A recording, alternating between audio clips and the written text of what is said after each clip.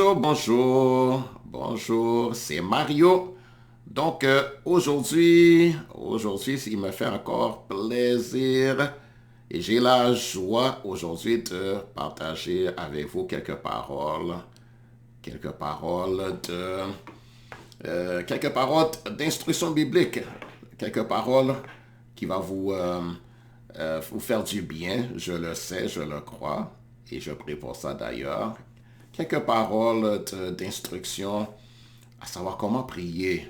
Hein? Donc, je vais vous parler de la prière. Donc, j'ai commencé une série où j'accueille de vous parler sur le sujet de la prière. Je veux partager avec vous des paroles d'instruction biblique, des paroles d'enseignement sur la prière. Parce que je veux que tu puisses, que quand tu pries, tu puisses prier, que tu puisses recevoir, que tu reçoives, euh, que tu sois reçu. N'est-ce pas? Qu'il n'y a pas de barrière entre toi et Dieu. Que tu sois à l'aise avec ton Dieu, ton Créateur. Je vais te montrer comment t'approcher de Dieu afin d'être entendu, que Dieu puisse t'écouter. Hein, parce que Dieu le veut. Dieu veut te... sache que Dieu te donne libre accès à lui, mais à travers le sang versé de Jésus. Hein, à travers le sang versé de Jésus, tu as libre accès à Dieu. Le Dieu, le Créateur des cieux et de la terre. Parce que prier, c'est rentrer en communication avec Dieu, n'est-ce pas? Prier, c'est s'approcher de Dieu et c'est lui parler et se faire entendre de Dieu. Hein? Mais pour se faire entendre de Dieu, il faut que tu t'approches de la bonne façon. Et il faut que aussi tu t'adresses à celui qui est vraiment Dieu. N'est-ce pas? Tu ne dois pas, par exemple, si tu pries, si tu pries une personne décédée, hein, parce que dans certains cas, je sais qu'il y a certaines personnes qui pensent qu'ils ne peuvent pas s'approcher de Dieu directement, qui doivent passer par un intermédiaire, par une autre personne et prier à une personne décédée, à une personne humaine décédée, comme par exemple à un des apôtres de Jésus-Christ, l'apôtre Pierre, l'apôtre Jean, etc., ou bien il passe à travers une personne humaine décédée pour s'adresser à Dieu, pour dire telle personne, par exemple, Saint-Pierre, s'il te plaît, va prier, va parler à Dieu en ma faveur. Saint-Pierre, agis en ma faveur. Il ne faut pas prier, il ne faut pas faire ça. Il ne faut pas faire ça. Dieu veut que tu pries à lui-même. Tu t'adresses à lui directement. Hein? Et le seul intermédiaire, c'est Jésus. Le seul intermédiaire qu'il y a entre Dieu et les hommes, c'est Jésus. Il n'y en a pas d'autre. C'est pas Saint-Pierre, c'est pas Saint-Jacques, c'est pas, en tout cas, peu importe, quelconque homme, c'est pas une femme non plus.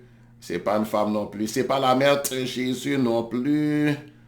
C'est pas Marie, mère de Jésus. Tu ne dois pas prier à Marie, mère de Jésus, demander à Marie, mère de Jésus, te plaider en ta faveur auprès de son fils Jésus, ou bien auprès du Père Céleste. Mais approche-toi directement à Dieu. D'ailleurs, Jésus, quand les disciples lui ont demandé comment il devait prier à Dieu, comment il devrait s'approcher de Dieu dans la prière, comment il devrait parler à Dieu de façon que avoir résultat, parce qu'il voyait que Jésus avait résultat quand Jésus priait, n'est-ce pas?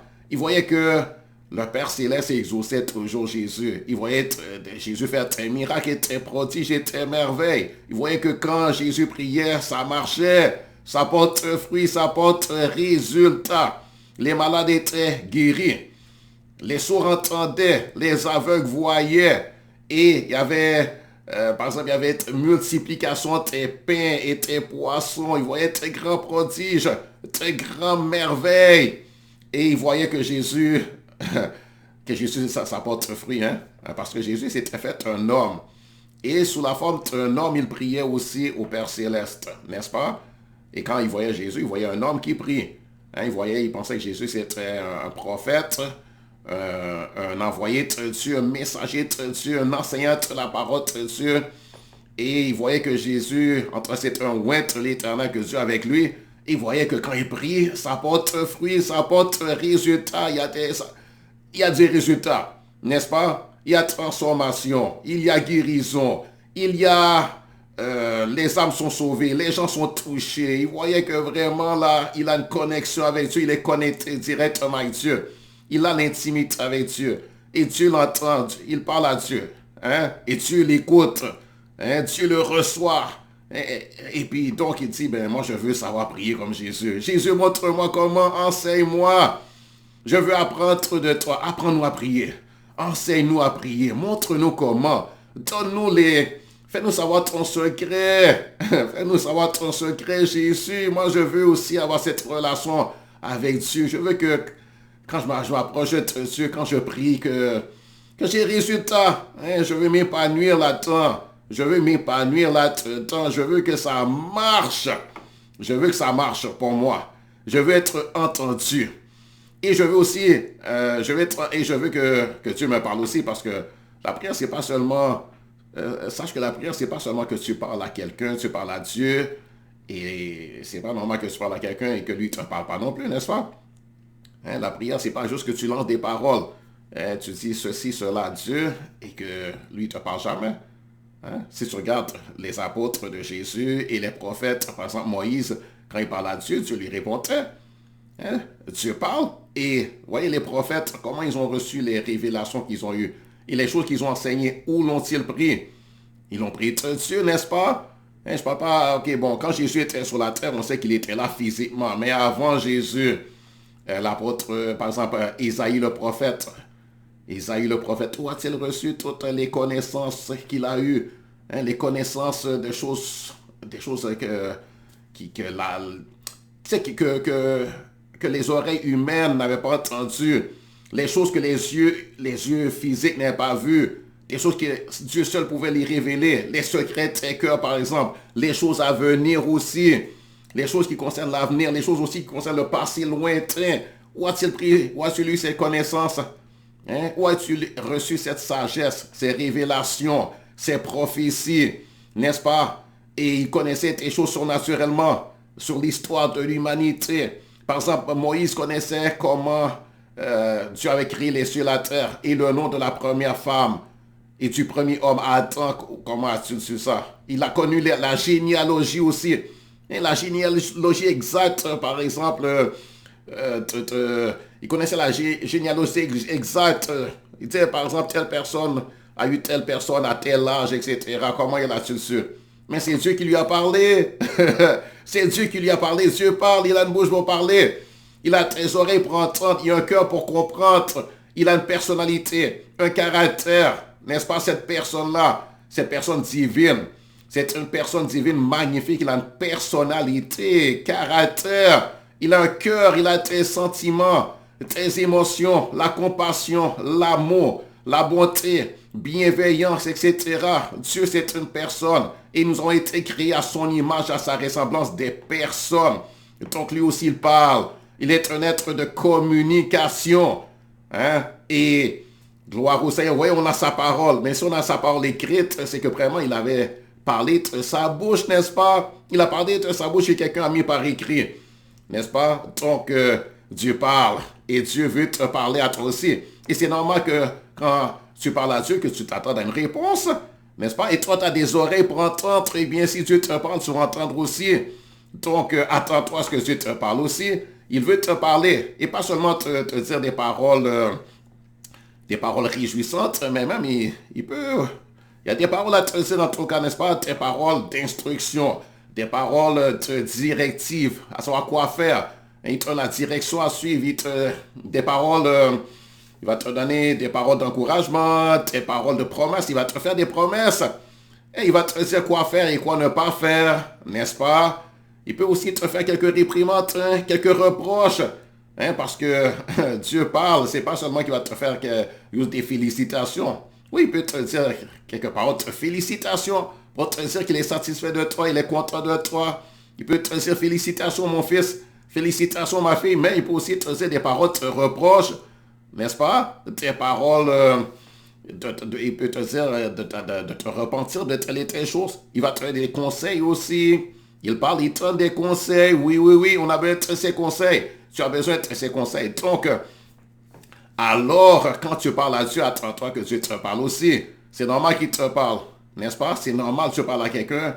Pas seulement qu'il va faire tes actions, mais seulement il va te parler. C'est une communication, c'est une communion. Quand deux personnes sont en communion, c'est l'un et l'autre parlent. N'est-ce pas? et on s'entend l'un l'autre, eh bien, si la personne t'entend, il est supposé te répondre, n'est-ce pas? Donc attends-toi à ce que Dieu te parle, n'est-ce pas? Donc, on parle le Créateur des cieux et de la terre, un être de communication. Hein? Et c'est un Père aussi. Dieu a dit quand vous priez, dites notre Père. Notre Père, si c'est ton Père va te parler, il veut te parler. Il veut t'exprimer ses sentiments. Il a tes émotions, il veut t'exprimer ses émotions aussi.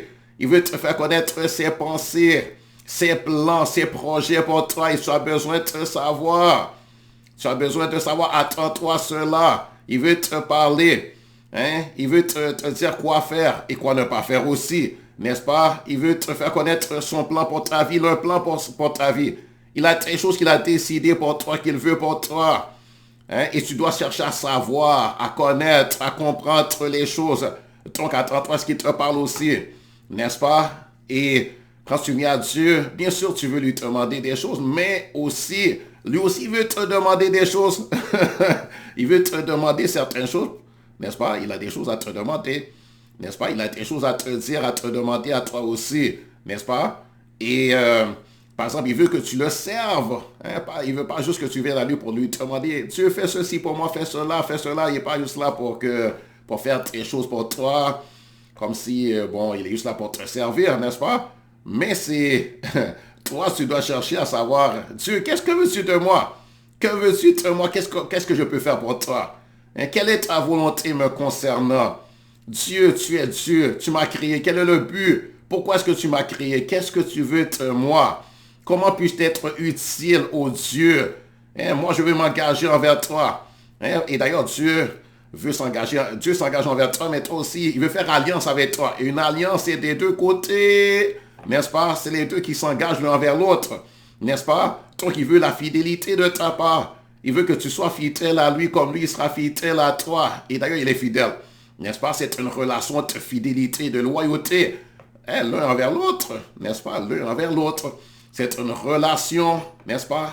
Il veut que tu le connaisses personnellement, intimement, n'est-ce pas? Et lui aussi veut te connaître personnellement, intimement. Dans le sens, oui, il te connaît dans le sens qu'il a la connaissance de toi, mais il veut une relation avec toi. Hein? Je dis, Dieu te connaît dans le sens, il connaît tout de toi.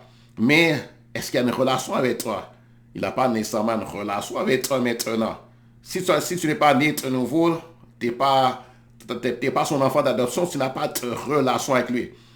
Il te connaît, mais comme de loin. Hein? Il a le savoir sur toi, mais lui, il veut la relation avec toi. Il veut l'intimité avec toi, n'est-ce pas? Et toi aussi, cherche l'intimité avec lui. Hein? Une relation personnelle. Ça, c'est merveilleux. Hein? Un Dieu personnel, un Dieu qui veut la relation, qui nous offre la relation. Wow, c'est merveilleux. N'est-ce pas? C'est pas juste quelqu'un qui veut être servi, hein? Qui veut que tu fasses à toute sa volonté. Mais cette personne-là, ce Dieu-là, hein, cette personne-là, il veut la relation avec toi. Il t'offre la relation. Hein, il nous a offert être même notre Père. Et moi, je suis son enfant. Son enfant né de nouveau, son enfant légitime maintenant. Je suis devenu son enfant. C'est merveilleux. Et je me réjouis de tous ceux-là qui sont mes frères et sœurs, les enfants de mon Papa céleste. Et si quelqu'un m'écoute maintenant, tu n'es pas l'enfant de mon Papa céleste, tu es le Créateur des cieux et de la terre, eh bien, je te dis, Dieu va être ton papa. Et maintenant, je vais te donner quelques instructions, savoir comment prier. Hein? Donc, maintenant, c'est comme des préambules, n'est-ce pas? Donc, comment prier? Jésus a dit, quand tu pries, eh bien, va à Dieu. Hein? Tu pries à Dieu, le Créateur des cieux et de la terre. Hein? Et le Père céleste. Donc, il te dit, toi, Dieu va être un Père pour toi. N'est-ce pas? Et pour ceux qui ont reçu Jésus, qui ont reçu l'adoption, eh bien, il est un Père pour toi. Donc, il te dit, quand tu pries, prie au Père céleste. Il dit, notre Père qui est aux cieux, que ton nom soit sanctifié. C'est-à-dire que ton nom soit honoré, que ton nom soit glorifié, que ton nom soit respecté. Et moi, j'ai du respect pour toi et je veux que tout le monde ait du respect pour toi. Tu mérites le respect, mon Dieu. Tu mérites l'honneur, mon Dieu. Tu es digne de honneur et de gloire. Sois glorifié dans ma vie. Sois glorifié en moi. Sois glorifié dans mes pensées. Sois glorifié dans ma vie, dans mes actions. Je veux te glorifier par mes actions, par ma bonne conduite. Je veux te glorifier. Je veux t'honorer devant tout le monde. Je veux que tu aies plaisir en moi, que je veux t'apporter de la joie. Je vais t'apporter de la joie. Je vais réjouir ton cœur. Sois glorifié. Sois exalté. C'est-à-dire, sois élevé. Sois élevé sur toute la terre. Sois élevé dans ma famille. Que tout le monde dans ma famille ait du respect pour toi, de l'amour pour toi, de la révérence envers toi, du respect pour toi. Et moi, j'ai du respect pour toi. Sache que j'ai du respect pour toi. Je t'aime. Et Dieu veut que tu l'exprimes des paroles d'amour. Dire, Dieu, mon Créateur, je t'aime, tu sais, je t'aime. Mon Papa céleste, je t'aime, mon Dieu. Tu es merveilleux. Et tu commences juste à lui dire des paroles agréables. Hein, tes louanges, on appelle ça. Hein? Et les louanges, ce n'est pas seulement des cantiques. Hein? C'est vrai que tu peux chanter les cantiques de quelqu'un d'autre pour exprimer ce que tu as à dire à Dieu. Des cantiques, c'est-à-dire des chants spirituels, des chants qui expriment l'amour à Dieu, qui expriment la confiance, ta confiance en Dieu, qui expriment la foi en Dieu, qui dit des paroles merveilleuses à Dieu. Par exemple, Dieu Tout-Puissant. Dieu Tout-Puissant, quand mon cœur considère tout l'univers créé par ton pouvoir, le ciel d'azur, les éclairs, les tonnerres, le clair matin ou les ombres du soir. De tout mon être alors s'élève un chant. Dieu Tout-Puissant, que tu es grand. De tout mon être alors s'élève un chant. Dieu Tout-Puissant, que tu es grand. Ça, c'est un chant que tu peux utiliser qui a été composé par quelqu'un d'autre. Et il a exprimé tes paroles d'amour à Dieu, tes paroles pour dire, Dieu, tu es puissant. Oh, c'est merveilleux, Jésus est tenu mon frère, etc. N'est-ce pas? Mais tu peux venir à Dieu aussi, et puis tu viens avec tes propres paroles. Hein? Tu viens avec tes chants, mais viens aussi avec tes propres paroles. Que ce soit pas juste tes cantiques que tu as appris, mais viens avec tes propres paroles. Dis de ton propre cœur, avec tes propres paroles. Dieu, tu es merveilleux. Dieu, tu es magnifique. Oh Jésus, tu es merveilleux. Parce que Jésus, c'est Dieu. Donc, je peux dire, Jésus, tu es merveilleux. Tu parles à Jésus parce qu'il est Dieu, n'est-ce pas? Il va t'entendre. Tu parles au Père Céleste, parce que le Père Céleste, c'est le Père des esprits. Le Père, en fait, compte des esprits, ceux qui sont sauvés, n'est-ce pas? Et le Créateur des anges. Donc, les anges, il est leur Créateur. Mais quant à nous, qui sommes nés de nouveau, qui faisons partie de l'Église, eh bien, il est notre Papa. Et bien, tu dis Papa, hein, c'est une relation, ça traduit la relation. Mon Père, Dieu, mon Père, mon merveilleux Père. Hein? Et il est merveilleux vraiment. Tu n'es pas en train de le flatter. Hein? Ce n'est pas des flatteries, ça. C'est tes louanges. Hein? Tu es en train d'exalter la personne. Tu es en train de dire comment il est grand, comment il est merveilleux, comment il est magnifique. Et il est véritablement. Hein? Et en faisant ça aussi, toi-même, tu es en train vraiment comme ta foi, quand tu parles comme ça, ta foi va s'élever. Tu auras confiance parce qu'ils sont en train en même temps de prendre conscience et de déclarer comment il est puissant. Et donc, s'il y avait quelqu'un d'autre dans ton cœur, le truc va partir. Tu vas parler avec foi, avec confiance. Et en même temps aussi, tu es comme en train n'est-ce pas? C'est comme tu es en train de relâcher tes bons parfums envers Dieu. Dieu va y prendre plaisir, n'est-ce pas? Hein, c'est bon que quand tu es devant Dieu, tu cherches à lui faire plaisir. Pas juste venir être sur Dieu, fais ceci, fais cela, j'ai besoin de ceci, j'ai besoin de cela. J'ai besoin de ceci, oh Dieu, fais ceci. Jésus lui-même a dit, quand tu pries, commence par glorifier Dieu. Commence par dire que ton nom soit sanctifié. Dieu, que ton nom soit sanctifié. Commence à penser à lui. Commence à penser à sa grandeur, puis à le réjouir son cœur, à lui faire plaisir, à l'exalter, le magnifier, dire comment il est grand. Exalter, ça c'est élever la personne, l'élever bien haut. Hein, parler de sa magnificence, de sa grandeur, de sa puissance, de son royaume, des grandes choses qu'il a faites, de comment il est sage, intelligent. Hein? Ça c'est exalter Dieu. Tu commences aussi à lui dire, je t'aime Dieu. Dieu, je suis reconnaissant envers toi. Tu commences à lui dire des paroles de remerciement. Je te remercie pour tout le bien que tu m'as fait. Hein? Notre Père qui est aux cieux, que ton nom soit sanctifié, que ton règne vienne. Dieu règne dans ma vie, viens régner sur la terre, Dieu. Prends contrôle, règne, gouverne sur toute la terre. Moi, je veux ton gouvernement, toi. Je veux que les choses soient comme tu veux. C'est ça qui est bon. Hein, que ton règne vienne, que ta volonté soit faite, oh mon Dieu, sur la terre comme au ciel. Et commence par... Et que ta volonté soit faite dans ma vie. Que ta volonté soit faite dans mes finances, dans ma famille, dans mon mariage. Que ta volonté soit faite dans ma vie. Oh Dieu, prends contrôle, gère pour moi. Dis-moi quoi faire. Dis-moi quelle est ta volonté. Agis pour moi et que ce ne soit pas le diable qui fasse sa volonté à lui, mais que ce soit toi, oh Dieu. Moi, je veux ta volonté à toi. Parce que toi, sur mes intérêts à cœur et toi, tu es bon. Que ta volonté soit faite sur toute la terre en ce qui concerne les gouvernements, en ce qui concerne les finances de la terre.